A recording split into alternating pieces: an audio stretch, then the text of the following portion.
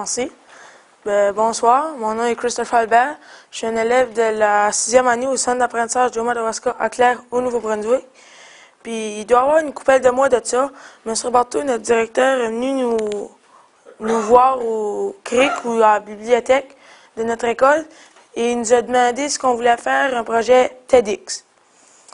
Moi et 6 autres élèves, on a accepté.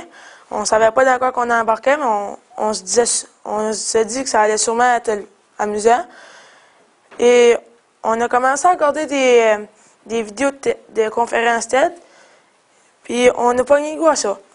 Là, il nous a demandé de nous trouver des sujets personnels.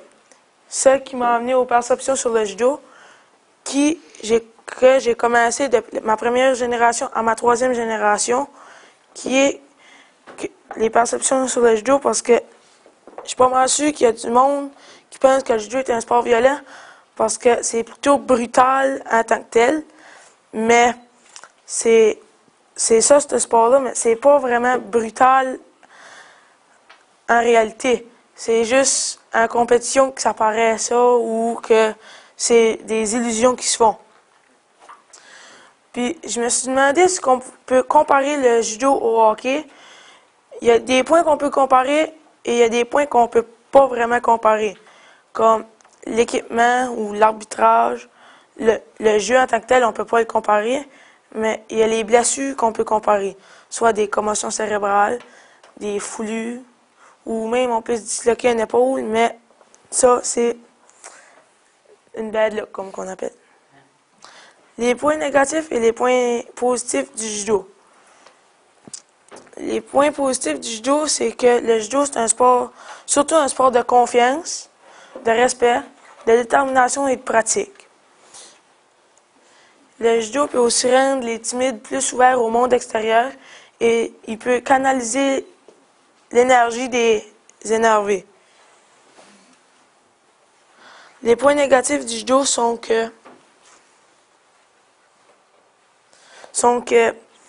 on peut soit se blesser soi-même, blesser les autres, mais on ne le fait pas exprès, ou soit se brûler sur le tapis parce que c'est plutôt rude et comme que tu frottes de quoi, on se brûle.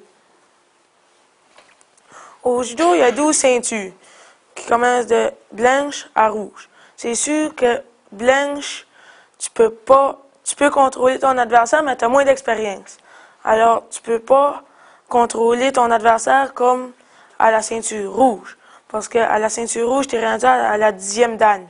C'est sûr que là, tu peux mieux contrôler ton adversaire, c'est sûr. Parce que ça fait déjà un bon bout que tu es au judo. Puis tu as une grosse avance sur le monde.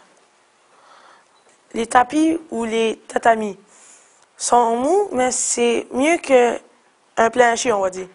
C'est comme du fond, mais un peu dur. Ça absorbe juste le coup en tant que tel. C'est mieux qu'un plancher ou un chemin.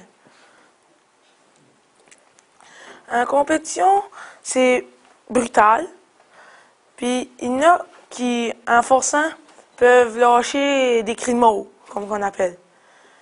Ça veut dire qu'ils se battent bien, mais les parents, ils ont tendance à stresser un peu quand on va en compétition.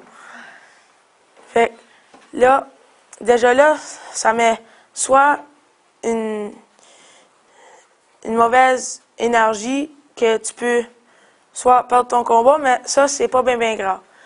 Puis, comme que tu fais soit une faute, l'arbitre t'arrête et te donne un shido ou une faute. Alors, déjà là, on a moins de chances de faire mal aux autres. On se fait mal, mais on le fait pas exprès. C'est plus quand